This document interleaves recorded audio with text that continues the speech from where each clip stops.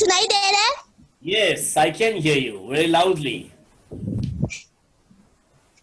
Hallelujah hallelujah. यीशु आपको धन्यवाद देते हैं। यीशु आपने सुबह से लेके अब तक यीशु अपना में संभाले रखा है यीशु, उसके आपको धन्यवाद देते हैं यीशु। यीशु अपना में कुछ करते ना यीशु, आपने ऐसा किया यीशु, उसके धन्यवाद देते हैं यीशु। यीशु वैसे मैं मांगते हैं यीशु, जो ज़ूम और यूट्यूब पे जो देख रहे हैं यीशु, यीशु आप उन्हें अच्छे से रखना है यीशु। यीशु नेटवर्क का कुछ प्रॉब्लम होने ना देना यीशु। Hallelujah hallelujah hallelujah. Praise lord praise lord praise lord praise Lord.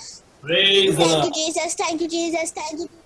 Hallelujah. यीशु वैसे मैं मांगते यीशु कि कितने जन जूम में देख रहे यीशु, आप उनके साथ आप रहना यीशु। कितने जन हॉस्पिटल में एडमिट है यीशु, आप उन्हें चंगाई कर देना यीशु। यीशु कितने जन कोरोना वायरस के पेशेंट है यीशु, उन्हें भी चंगाई कर देना यीशु। Hallelujah hallelujah.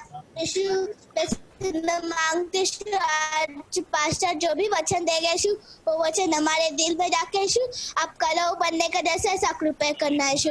ये छोटी बातें यीशु आपके मीठा नाम से मांगते यीशु, सुनाओ कबूल कीजिए यीशु। आमीन। Amen. Hallelujah. Hallelujah. Praise the Lord. तो बहुत ही अच्छे प्रार्थना के शब्दों को हम सुन रहे थे और प्रभु हमारा प्रार्थना को सुनने वाला परमेश्वर है। हमने अच्छे गीतों को भी गाया और आज मैं बहुत ही आशा रख रहा था कि मैं गीतों को सुनूं। भाई गोविंद आज गाना चाहते थे और अनफॉर्चुनेटली माइक चला नहीं, परंतु मैं वो गीत मुझे बड़ा पसंद है जो गीत उन्होंने लिया था, मैं न जाऊंगी भरने को पानी कभी। एक सामरी स्त्री का गवाही था और बहुत ही अच्छे बोल थे उसके अंदर। मैं बड़ा पसंद करता हूँ इस गीत को, परंतु अनफॉर्चुनेटली समय भी आगे निकल गया और माइक भी नहीं चल रहा था, परंतु प्रभु ने चाहा दोबारा जरूर समय निकाल कर इस गीत को हम गाएंगे और मैं चाहूंगा कि आप लोग भी इस गीत को सुने। बहुत अच्छा गीत है। और आइए आज हम अपने आज के संदेश में आगे बढ़ेंगे। हम निकालेंगे भजन संहिता उसके 27वें अध्याय को निकालेंगे, साम्स 27। जल्दी से निकालेंगे अपने क्योंकि समय को बचाते हुए हम लोग जल्दी जल्दी वचन में जाएं। जरूरी है कि जितना ज्यादा वचन का रेवलेशन हमको मिले यह हमारे जीवन के लिए उतना ही अच्छा रहेगा, क्योंकि आज की इस भागदौड़ की जिंदगी के अंदर वचन धुंधला सा होता जा रहा है और क्योंकि वचन धुंधला हो रहा है, बहुत लोग जो है मैं कहूंगा कि विश्वास में गिरते भी जा रहे हैं, पीछे हट रहे हैं, या मैं कहूंगा कि विश्वास की दौड़ में धीमे पड़ चुके हैं। परंतु जितना वचन का रेवलेशन हम ज्यादा पाएंगे उतना हमारे लिए बहुत अच्छा होगा। तो भजन संहिता उसके 27वें अध्याय के 14 आयत को हम पढ़ेंगे। सभी अपने अपने स्थान में पढ़े, लिखे, नोट कर दीजिए। इसी वचन पर हम लोग पूरा संदेश सुनने वाले हैं, तो इस वचन पर ध्यान दीजिएगा। यहोवा की बात जोहता रह, हियाव बांध और तेरा हृदय दृढ़ रहे। हाँ, यहोवा ही की बात जोहता रह। हालेलुया। यहां पर दाऊद की लिखावट हम पढ़ रहे हैं, या मैं कहूंगा कि दाऊद की गवाही में हम पढ़ रहे हैं, या दाऊद को हमने कई अलग अलग स्वरूप में हमने देखा है। कभी दाऊद तो एक राजा के समान बोला है, कभी तो दाऊद एक गडरिये के समान बोला है, कभी तो दाऊद एक भविष्यवक्ता के समान बोला है, कभी तो दाऊद एक शरणागत की तरह बात की है उसने। यानी दाऊद के जीवन के हर क्षेत्र में हम अलग अलग ऐसे स्वभाव को उसमें देख सकते हैं। यहां पर जो दाऊद इस भजन संहिता उसके 27वें अध्याय के 14 आयत में जो हमने पढ़ा, यहां पर दाऊद एक तरह की चेतावनी हमें दे रहा है, एक तरह का मार्गदर्शन हमें दे रहा है, या मैं कहूंगा दाऊद के जरिए परमेश्वर ही हमसे बात कर रहा है। लिखता है कि यहोवा की बात जोहता रहे। यदि आप ध्यान दोगे उसके अंदर, इंग्लिश वाले भी आप देख लीजिए। मैं ज्यादातर इंग्लिश के शब्दों को ज्यादा यहां पर जोर देने वाला हूं, तो आप जो इंग्लिश वाले हैं उसे एक बार पढ़ लेंगे तो अच्छा रहेगा। Psalms 27 and 14 अपने अपने घर में भी पढ़ सकते हो आप। एंड इफ ओके, यहां पर बाइबल खुल रहा है। Okay, Psalms 27:14 in English loudly. Wait on the Lord. Wait on the Lord. Be of good, Be of good courage, and He shall strengthen thee. and He shall strengthen thine heart. Wait, I say, on the Lord. And the last line, wait, I say, on the Lord. देखो यहां पर 4 बिंदु मैंने और आपने English में भी पढ़े हैं और हिंदी में भी 4 ही बिंदु लिखे हुए हैं। लिखा है सबसे पहला बिंदु है यहोवा की बाट जो होता रहे। दूसरा पाठ लिखा है याव बांध। तीसरा तेरा हृदय दृढ़ रहे। और चौथा यहोवा, हाँ यहोवा ही की बाट जो होता रहे। तो मुझे और आपको आज के शाम में इस बात पर हमें ध्यान देना होगा। आखिरी गीत हमने गाया आज का, मतलब आखिरी क्या, पहला ही गीत वो था और आखिरी भी उसी को किया हमने। गीत भी बड़ा था और इस गीत के अंदर अर्थ भी उतना बड़ा है। हमने गीत गाया कि आनंद मिलता है, शांति मिलती है, जय भी मिलता है। आप गिन लीजिए कि आपको परमेश्वर से क्या क्या मिलता है। आप लिस्ट बना सकते हो। और ये सारी चीजें जो परमेश्वर से मुझे और आपको मिलती है, उद्धार मिलता है, शांति मिलती है, छुटकारा मिलता है, चंगाई मिलती है, अंधे देखते हैं, लंगड़े चलते हैं, गूंगे बोलते हैं। अब संसार में आप जहां पर नजर डाल दो, असंभव ऐसा परमेश्वर के चरणों में कुछ भी नहीं है, सब कुछ होता है। मैं तो कहूंगा सब कुछ होता है यीशु मसीह के नाम से, सब कुछ होता है। हालेलुया।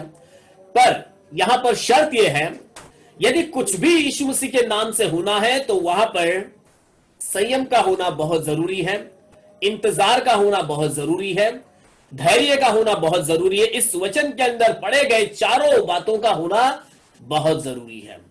सबसे पहला जो बिंदु मैंने आपको बताया, यहोवा की बाट जोहता रहे। मतलब आपको क्या होता है कि हमने कुछ परमेश्वर से मांगा है, हमारे जीवन की कुछ अपेक्षाएं हैं। यदि मैं और आप आज मसीहियत में हैं, यानी कि एक ऐसी पहचान को, मतलब क्रिश्चियनिटी की पहचान को लेकर चल रहे हैं, तो बिना किसी लक्ष्य के तो नहीं चल रहे होंगे। जरूर हमने कुछ तो धैर्य रखा होगा, कुछ तो हमारे जीवन का एक निर्देश, यानी कि हमारे जीवन का एक जो क्या बोलते हैं, कुछ मकसद होगा हमारा। बिना मकसद के हम मसीही तो नहीं बने होंगे। कुछ तो हमारे साथ हुआ होगा, या हमने कुछ अपने जीवन में अपेक्षा रखी होगी कि हाँ, मैं जब यीशु मसीह में आता हूं मुझे आशीषें मिलती हैं, चंगाई मिलती है, कामयाबी मिलती है। और फिर अगर सच्चे दिल से कहे तो फिर हम उद्धार को पाने की आशा से भी प्रभु में बने रहते हैं। हाँ, हम एक दिन स्वर्गीय स्थान में प्रभु यीशु मसीह के सामने खड़े रहेंगे और एक न अनेक बातों के साथ मैं और आप मसीहियत की पहचान को लेकर खड़े होते हैं।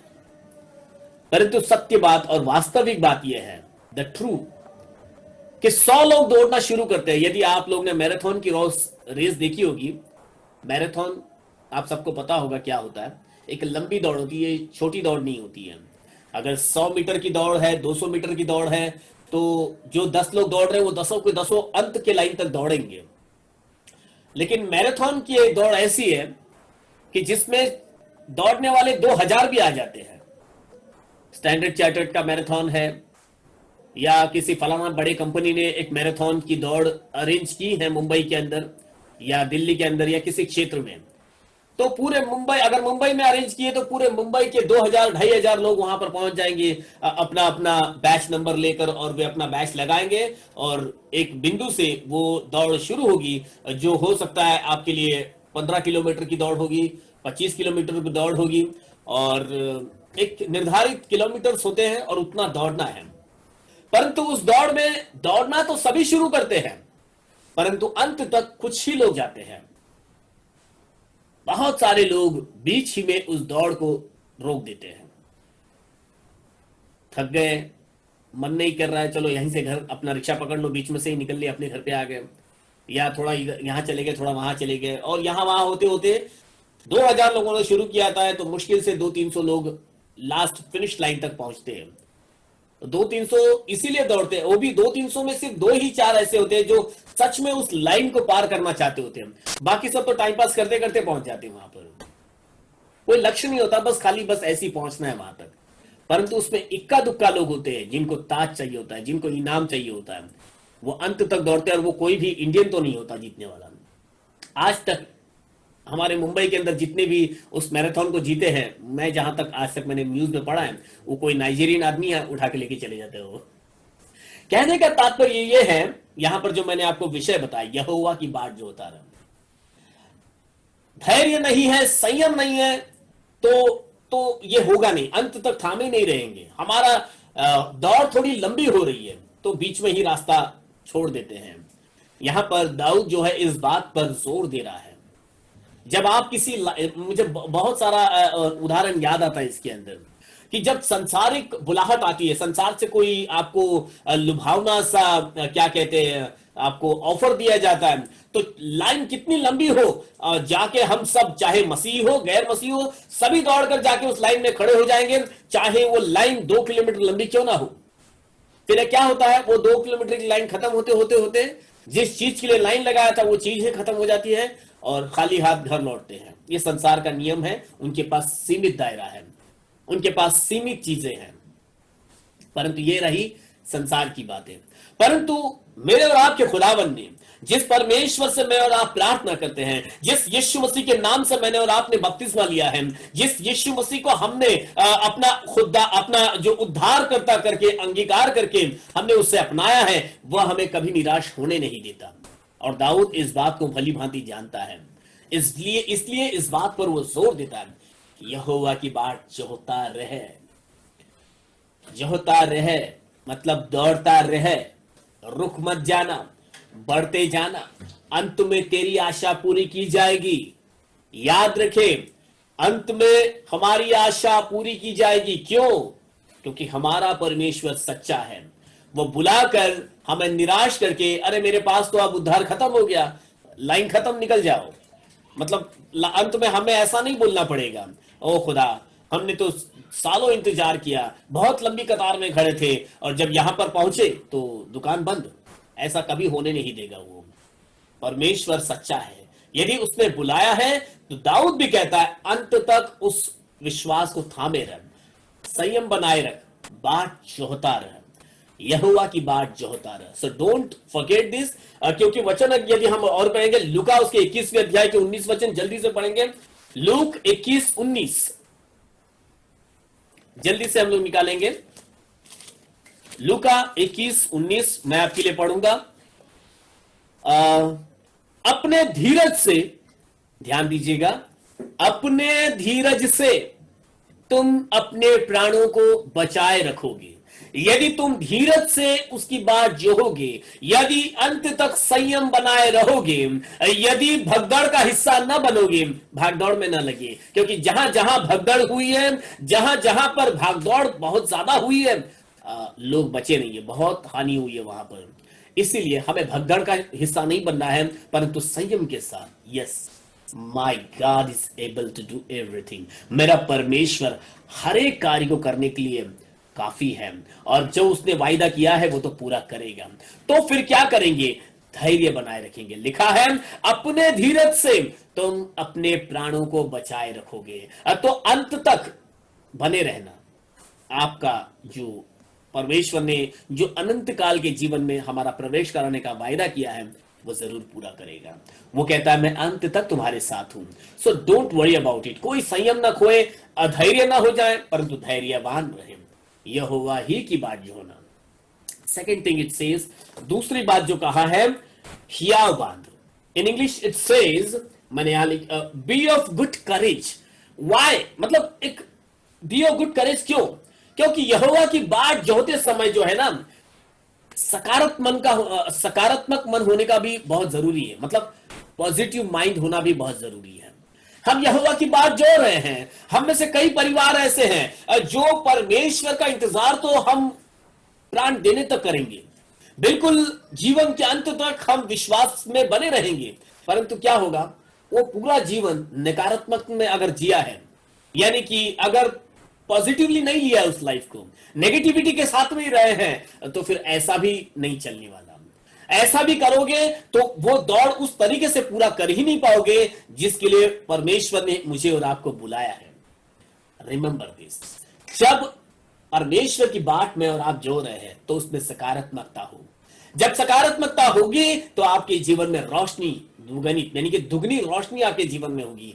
कई परिवारों को आप देख सकते हो कि मसीहियत की पहचान तो है, परंतु घर के अंदर वो रोशनी, उनके जीवन के अंदर वो गवाही, उनके जीवन में वो रोशनी हम देखने नहीं पाते हैं, क्योंकि जीवन में नकारात्मकता भरी हुई है। ठीक है, होगा तो होगा, मुझे तो नहीं लगता कि ऐसा कुछ होने वाला है, चलो अपना काम है जाना चर्च में तो जाएंगे, ऐसा करना है इसलिए करेंगे, अब पास्टर बोल रहे हैं इसलिए करेंगे, कुछ होगा इस आशा से नहीं कर रहे हैं।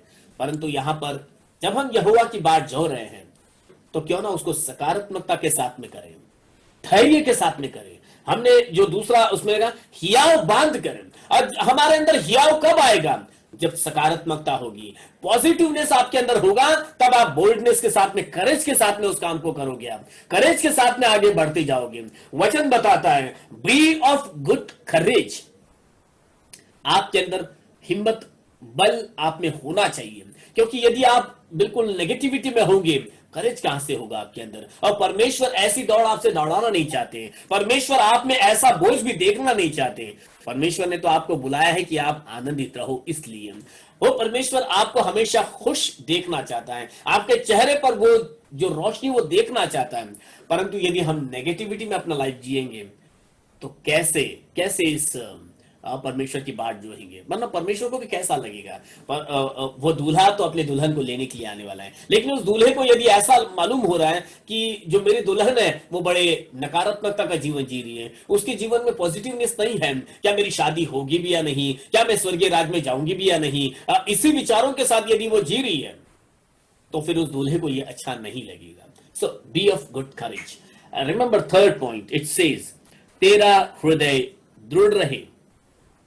तीसरी बात, तेरा हृदय दृढ़ रहे। दृढ़ रहे का मतलब क्या है? इंग्लिश में यदि उसको पढ़ेंगे, एंड ही शैल स्ट्रेंथन दाइन हार्ट, ही शैल स्ट्रेंथन दाइन हार्ट, वो तेरे हृदय को दृढ़ करेगा और तेरा हृदय दृढ़ रहे, ऐसा हिंदी में लिखा है। वाय, क्यों दृढ़ रहे? दृढ़ रहने का क्या मतलब होता है? हम यदि यहोवा का इंतजार कर रहे हैं, यदि हम यहोवा की बात जो रहे हैं, तो बस ऐसे ही बैठे बैठे नहीं, ऐसे ही बस चुपचाप कुछ भी नहीं। हमने बपतिस्मा ले लिया है, अब कुछ नहीं करने की जरूरत है। हमने बाइबल पढ़ रहे हैं, बस और कुछ नहीं करने की जरूरत है हमें। नो, यदि हम यहोवा की बात जो रहे हैं, वो तुम्हें बल देगा, वो तुम्हें सामर्थ देगा, वह तुम्हें सामर्थ से भरेगा। क्यों सामर्थ से भरेगा? एक व्यक्ति के अंदर सामर्थ आने की जरूरत क्यों होती है? क्योंकि वो कुछ करे। यदि परमेश्वर मुझे और आपको सामर्थ से भरना है, यदि आप चाहते हो कि मैं परमेश्वर की ओर से सामर्थ पाऊं, तो कुछ करना शुरू करें। जब आप परमेश्वर के लिए कुछ करोगे, मतलब यहोवा की बात कैसे जोना है?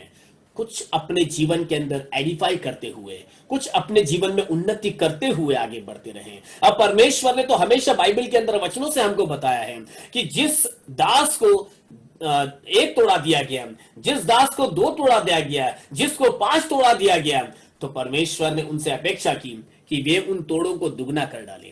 जिनको 5 दिया गया उसने 10 किया, जिसको 2 दिया गया उसने 4 कर दिया, परंतु जिसने 1 किया उसने जमीन में गाड़ के रखा।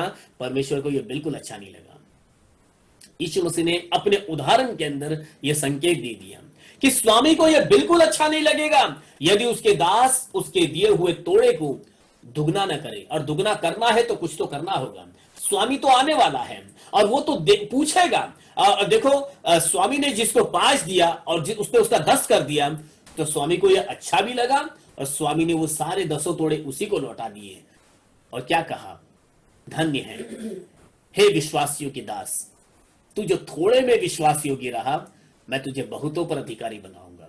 याद रखिए, परमेश्वर यीशु मसीह फिर से हमको लेने के लिए आने वाले हैं। इसलिए नहीं लेने के लिए आने वाले हैं कि हम उतने में ही बने रहें, परंतु यीशु मसीह मुझे और आपको बहुतों पर अधिकारी बनाना चाहते हैं। परंतु बहुतों पर अधिकारी हम बनेंगे कैसे? यदि हम उसके अनुपस्थिति में, जब वो आने वाला है उसके पहले यदि हम काम करेंगे, यदि हम अपने जीवन के अंदर वो सकारात्मकता के साथ में कार्य करेंगे। सिर्फ बैठकर उसका इंतजार नहीं करना है। इंतजार करना कठिन होता है, मैं जानता हूं, लेकिन वो इंतजार करना आसान बनता है जब हम कुछ करते रहेंगे। आप इस बात को क्या बोलते हैं, अनुभव करके देख लीजिए किसी का इंतजार करना, सिर्फ ऐसे बैठे रहिए, आपको 2 घंटे भी 2 दिन के जैसे लगेंगे।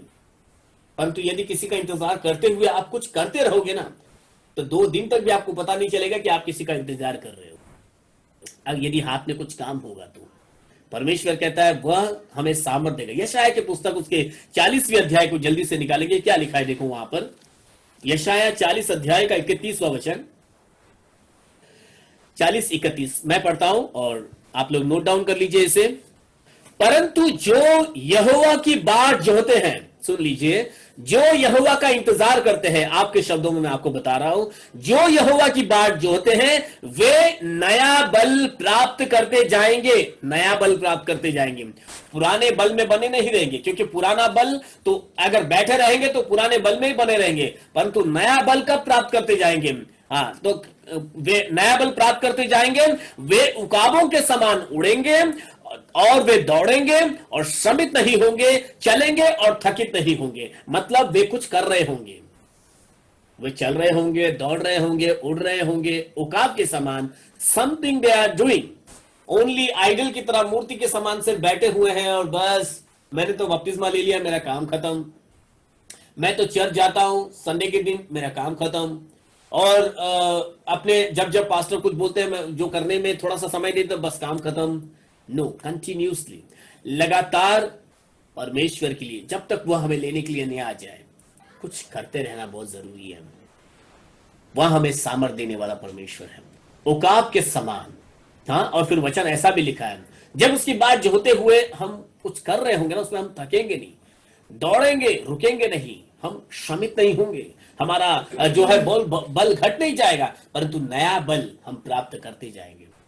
अब तो समय ऐसा ही आया है, कोरोना काल का समय है, लॉकडाउन का समय बीतता जा रहा है और 4 महीना हमें मिला था, और इस 4 महीने में हमें घर के अंदर ही बैठने का टाइम भी मिल गया, और इसमें बहुतों ने बहुत कुछ करते करते रहे और बहुतों ने कुछ भी नहीं किया। और आज मैं आपको यह याद दिलाना चाहता हूं, यहोवा की बाट जोहने के समय में इन्हीं बातों को देखा जाएगा और परखा जाएगा। आखिरी बात को ध्यान से सुनिएगा, उसी भजन संहिता उसके 27वें अध्याय के 14वीं आयत का आखिरी लाइन क्या बताता है, अपने बाइबल में पढ़िए, मैं भी पढ़ता हूं आपके लिए। यहोवा ही की बाट जोहता रहे, वचन लिखा है, हां यहोवा ही की बाट जोहता रहा। इसका क्या मतलब हुआ? एक बात पर जोर दिया जा रहा है, एक बात पर जो है वजन दिया जा रहा है, हां यहोवा ही की बाट जोहता रहे। In English it says, wait, I say on the Lord, I say, मैं कहता हूं यहोवा ही की बाट जोहता रहे। जब तू यहोवा की बाट जो रहा है तो सिर्फ यहोवा का इंतजार कर, क्योंकि तुझे लेने के लिए सिर्फ वही आने वाला है। Many times what happened, जब किसी बात का हम इंतजार कर रहे होते हैं और उसे बहुत, देखो हम मनुष्य ऐसे चीजों में ढल चुके हैं, हमें इंतजार करने का आदत निकल चुका है। एक समय था, आप लोगों को यदि याद होगा, पुराने लोगों को तो मालूम है, सब जितने भी उम्र दराज के लोग हैं वे यदि ये सुन रहे हैं तो उन्हें समझ आ रहा होगा कि जब उनका समय था तो वो संयम का समय था भी। क्योंकि मुझे याद है, क्योंकि मैं भी जब उस समय में 8-10 साल का था, 12 साल का था, बैंकों में जाया करता था पैसे निकालने के लिए, पैसे भरने के लिए, मेरे मालिक के लिए जहां मैं काम किया करता था, छोटा था फिर भी वो मुझे बैंक में भेजते थे। मुझे याद है आज भी, एक लंबी कतार होती थी पैसे विड्रॉ करने के लिए। उस समय एटीएम नहीं था और चेक लेकर जाना पड़ता था, चेक वहां पर दो, मतलब उस चेक को देने के लिए लाइन है, और जब हमारा नंबर आएगा तो वो चेक लेगा और उसका नंबर जो भी क्या लिखना है चेक रख लेगा और एक टोकन नंबर दे देगा। उस टोकन नंबर को ले लो और जाकर उधर एक बेंच लगा हुआ है, सब बेंच पे लाइन से बैठना है, हम भी बैठ जाएंगे और वहां पर एक इंडिकेटर चल रहा होता है, उसमें टुंग टुंग करके नंबर आएगा और यदि हमारे बैच का नंबर आ गया तो मैं जाकर, और इस प्रोसीजर में तकरीबन 1 से 1.5 घंटा लग ही जाता था। आज एटीएम के सामने ज्यादा से ज्यादा 2 मिनट, अगला आदमी हमारे सामने खड़ा है और 2 मिनट से ज्यादा यदि उसने ले लिए तो हमारी चल बिचल शुरू हो जाती है। क्या क्या कर रहे हो आप? कुछ ना कुछ हमारा शुरू हो जाता है। परंतु वो समय मैं याद करता हूं कि कैसे बैंकों के अंदर उतनी लंबी लंबी कतारों में लोग संयम से, कोई आवाज नहीं, कोई शोर शराबा नहीं है, सब कोई और मतलब बैंक में जाना है तो कई बार लोगों को हाफ डे लेना पड़ता था, तो कंपनी में ये रीजन चल भी जाता था कि मुझे आज बैंक जाना है, तो कंपनी से हाफ डे मिल भी जाता था, क्योंकि पता है। और वो कहीं पर भी हो, चाहे आप राशन की दुकान पर जाओ तो भी लंबी लंबी लाइनों में संयम के साथ आपको खड़ा, संयम तो नहीं होता था, बहुत शोर शराबा वहां होता है, परंतु लाइन तो लगानी पड़ती थी। कहीं पे भी आप जाओ, आपको एक लंबी कतार में संयम के साथ खड़ा होना ही पड़ता था। आज का दौर बदल चुका है और आगे आगे समय बदलता जाएगा। लोगों को बिल्कुल भी संयम नहीं बच रहा, उनको बहुत तेज और तेज होना है, यानी कि हर चीज में। जब मेगाबाइट्स में इंटरनेट मिलता था तब उसको, मतलब मेगाबाइट्स तो अभी हम लोग ले रहे हैं, तब हम केबीएस में, मतलब जो 28 KB, फिर 62 KB और फिर 128 KB की स्पीड में इंटरनेट यूज करते थे। सोच लीजिए 128 KB का स्पीड क्या होगा, और आज 100 Mbps की स्पीड में रिलायंस इंटरनेट प्रोवाइड कर रही है, तो क्या तेज हो गया होगा। वह स्पीड भी जो है, कहते हैं कि वो कम आकी जाती है, और कहीं कहीं उससे भी तेज इंटरनेट इस्तेमाल होता है। तो आप सोच लीजिए हम मनुष्य कितना तेज होते जा रहे हैं, क्योंकि ये तेज हो रहे हैं, संयम खोते जा रहे हैं। अब हमें धीमा होना बिल्कुल पसंद नहीं है, परंतु बाइबल तो बताती है वेट। इतने तेजी के अंदर हम यहोवा का इंतजार नहीं कर पाते। ये आखिरी लाइन में आपको बताना इसलिए चाहता था, हाँ, यहोवा ही की बात जोहता रहे, क्योंकि हो सकता है जल्दबाजी में तो किसी और के पीछे निकल पड़ेगा, जल्दबाजी में क्योंकि तुझे जल्दी काम चाहिए तो किसी और की तरफ तू चला जाएगा। परंतु ऐसा ना कर। दबाव के साथ, बड़े जोर और बल के साथ दाऊद इस बात की भविष्यवाणी ही मैं कहता हूं कि हमसे, आपसे और मुझसे करता है कि यहोवा ही की बात जोहता रहे। क्योंकि ऐसा हो सकता है, कोई तुझे कहेगा कि यहां पर काम जल्दी हो जाता है, कोई कहेगा वहां पर काम जल्दी हो जाता है, क्योंकि जल्दी होगा तो चलो वहां पर चले जाएंगे, फिर मुझे कोई सिद्धांत से कोई मतलब नहीं है, अब फिर मुझे कौन से नाम से वहां होता है उससे कोई मतलब नहीं है, फिर वो कौन है मुझे उससे कोई मतलब नहीं है, मेरा काम जल्दी हो जाए। आप समझ सकते हो, आप तो मुझसे ज्यादा समझदार हो सभी लोग, और मैं आपको सिर्फ इशारा दे रहा हूं, यहोवा ही की बात जो होता रहा।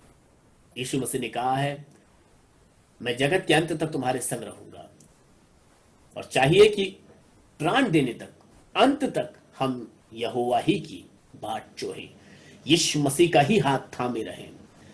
दैट वी ऑल नो यहोवा और यीशु मसीह अलग नहीं है, वे एक ही है, और इसीलिए हमें यीशु मसीह की ही बात छोड़नी है। चाहे कितनी ही परिस्थितियां विकट क्यों ना हो जाए, चाहे कितना जल्दी उत्तर की अपेक्षा हमारे पास क्यों ना होने पाए, परंतु इस बात को याद रखिए, जितना जल्दी उत्तर पाने की अपेक्षा आप रखोगे, गलती भी वहां पर ज्यादा जल्दी हो सकती है। और इसीलिए हम अपने जीवन को परखें, इस वचन को अपने जहन में उतार के लें। भजन संहिता उसके 27वें अध्याय के 14 आयत, यहोवा की बात जोहता रहे, हियाव बांध। हियाव बांध मतलब सकारात्मकता के साथ में रहे, और तेरा हृदय दृढ़ रहे, मतलब तू कुछ करता रहे। सिर्फ बैठे बैठे ही यहोवा की बात नहीं जोनी है, we have to do something to for his coming. वो आने वाला है और हमें उसके लिए कुछ करना ही है। बहुत सारे उदाहरण और मैं दे सकता हूं, परंतु समय अनुमति नहीं दे रहा है। आखिरी बात, यहोवा ही की बात जोहते रहना। जल्दबाजी में कहीं और गली मत पकड़ लेना, जल्दबाजी में किसी और के पीछे न चले जाना, परंतु यहोवा ही का हाथ थामे रहना। प्रभु यीशु मसीह आप सबों को इस वचन के द्वारा आशीषित करें। आइए हम प्रार्थना के साथ आज के इस सभा को हम समाप्त करेंगे, और मैं चाहूंगा कि यदि आज मैं देखना चाहूंगा कि आज कौन कौन इसमें जुड़े हैं, सो क्यों ना डरिशा आज प्रार्थना में हमारी अगुवाई करें। Yes Dalisha, yes leaders in prayer. Mummy नहीं है। ओके, तो सिस्टर शीला, क्या आप प्रार्थना में हमारी अगुवाई करोगी? कन्नड़ा में तो कन्नड़ा में चलेगा। Hello praise Yes. The Lord. Praise the Lord, praise the Lord. Hallelujah hallelujah hallelujah ಯೇಸುವೆ ಅಪ್ಪ. ಅಪ್ಪ ಈ ಭಯದ ಪುತ್ರಡು ಕರ್ತವ ಸ್ವಾಮಿ ಅಪ್ಪ ಇರ್ನ ಮಹಿಮೆನು ಕೊಂಡಾಣಂಚಿತಿನ ಮಲ್ಲ ಭಾಗ್ಯನು ಕೊರಿಯರ್ ಕರ್ತವ ಇಕಾದಿರುಗ ಸ್ತೋತ್ರ ಕರ್ತವ ಸ್ವಾಮಿ ಅಪ್ಪ. ಅಪ್ಪ ಸ್ವಾಮಿ ಅಪ್ಪ ಅಪ್ಪ ಈ ಬರ್ಪಿನ ವೈರಸ್ ಸ್ವಾಮಿ ಅಪ್ಪ ಈ ನಾಶ ಮಲ್ಪಲೆ ಕರ್ತವ ಸ್ವಾಮಿ ಅಪ್ಪ. ಅಪ್ಪ ಈ ರೆಂಕಲಿನ ಇದ್ದ ಮುಟ್ಟ ಈ ಕಾತೊಂದು ಬೈದರ ಇಕಾದಿರುಗ ಸ್ತೋತ್ರ ಕರ್ತವ ಸ್ವಾಮಿ ಅಪ್ಪ. ಅಪ್ಪ ಈ 4 ವರ್ಷದಲ್ಲಿ ಇನ್ನ ದೂತನ ಕಾವಲ್ ದೀದ ಎಂಕಲೆ ಪ್ರತಿಯೊರಲ್ಲಿ ಇರ್ಕಾತರೈಕಾ ತಿರುಗ ಸ್ತೋತ್ರ ಕರ್ತವ ಸ್ವಾಮಿ ಅಪ್ಪ ಎಂಕಳಿನ ಅನೇಕ ತಪ್ಪಾದಪ್ಪು ತೆರೆದು ತಪ್ಪ ಆ ತಪ್ಪಿಗೆ ಎಂಕಲಿಗೆ ಕ್ಷಮೆ ಕೊರ್ಲೆ ಕರ್ತವ ಸ್ವಾಮಿ ಅಪ್ಪ ಅಪ್ಪ ಇರ್ನ ಸೇವಕನ ಮುಖಾಂತರ ಎಂಕಲಿಗ ಅಪ್ಪ ಯೂಟ್ಯೂಬ್ ತುವಾರ ತಿಕ್ಕೊಂಡು ಕರ್ತವ ಐಕಾದಿರಿಗ ಸ್ತೋತ್ರ ಕರ್ತವ ಸ್ವಾಮಿ ಅಪ್ಪ ಇತ್ತೆ ಪಾಸ್ಟರ್ ಪಂಜರಪ್ಪ ಜೀಸಸ್ನ ಬುರ್ದು ಇರು ಐತ ಸರಿಯಾದ ಉಂಡೈತೆ ನಡಪಡು ಪಂದ್ ಕರ್ತವ ಸ್ವಾಮಿ ಅಪ್ಪ ಅಪ್ಪ ಈರೆಂಕಲ ದೇವರ ಕರ್ತವಪ್ಪ ಈರತನ ಎಂಕಲೆ ವಾ ದೇವರ್ಲ ಇಜ್ಜಿ ಕರ್ತವ ಸ್ವಾಮಿ ಅಪ್ಪ ಎಂಕಲ ಇಂತ ಅನುಸಾರ ನಡಪರ ಎಂಕಲೆ ಶಕ್ತಿ ಕೊರ್ಲೆ ಕರ್ತವ ಎಂಕಲ ಮನುಷ್ಯ ಮಾತ್ರದ ಕುಲ್ ಕರ್ತವ ಅನೇಕ ರೀತಿಯ ತಪ್ಪು ಮಲ್ತೊಂದೆಲ್ಲ ಕರ್ತವ ಸ್ವಾಮಿ ಅಪ್ಪ ಎಂಕಲ ಸರಿಯಾದ ದಾರಿ ನಡಪರ ಎಂಕಲೆ ಶಕ್ತಿ ಕೊರ್ಲೆ ಕರ್ತವ ಸ್ವಾಮಿ ಅಪ್ಪ ಸೇವಕರು ಒಯ್ತೈತೆ ಸೇವಕರು ಇಲ್ಲೇರ್ ಕರ್ತವಪ್ಪ ಅರ್ನ ಫ್ಯಾಮಿಲಿ ನಿಕಲ್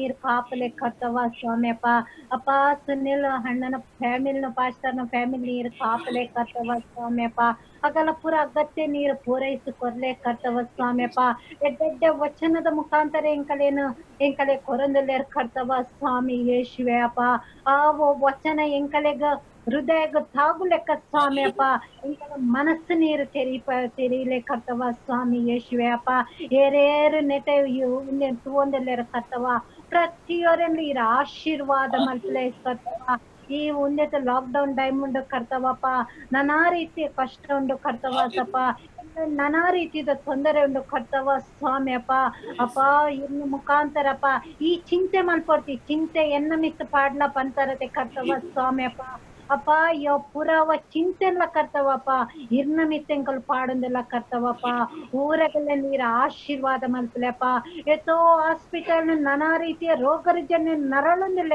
ಕರ್ತವ ಸ್ವಾಮಿ ಅಕಲ್ಲಿ ನೀರು ಮುಟ್ಟಲೆ ಕರ್ತವ ಸ್ವಾಮಿ ಯೇಸುವೆ ಅನೇಕ ಬುದ್ಧಿ ನಷ್ಟನ ಉಂಡು ಕರ್ತವಪ್ಪ ಈ ಭಯದ ಪೊರ್ತನೆಗಳ ಪ್ರಾರ್ಥನೆಗೆ ಉತ್ತರ ಕೊರ್ಲೆ ಕರ್ತವ ಸ್ವಾಮಿ ಆಮೇನ್ आमीन हालेलुया हालेलुया लॉर्ड जीसस प्रभु यीशु फिर एक बार प्रभु इस सुंदर शाम के समय हम धन्यवाद के हृदय के साथ प्रभु आपके नाम को महिमा देते हैं प्रभु कि आपने हमें जीवन के वचन के साथ में प्रभु आपने हमारी अगुवाई की प्रभु कि प्रभु जब आपके लोग आपका इंतजार करते हैं प्रभु तो प्रभु धैर्यवान होते हुए प्रभु संयम के साथ में प्रभु यीशु मसीह आप में हियाव बांधते हुए प्रभु यीशु वे आपके आने के दिन की तैयारी में लग जाए प्रभु यीशु मसीह प्रभु मौसम तो बड़ा बुरा चल रहा है प्रभु लोग तो बड़ी तकलीफों और भयों में जी रहे हैं प्रभु यीशु मसीह हम आपसे प्रार्थना करते हैं कि प्रभु आपके हिम्मत का वचन उनके हृदय के अंदर उतरने पाए प्रभु और जब प्रभु इस पूरे परिस्थिति के अंदर भी इस विकट परिस्थिति में वे आपका हाथ थामे रहे प्रभु यीशु मसीह अंत तक विश्वास में बने रहे प्रभु यीशु मसीह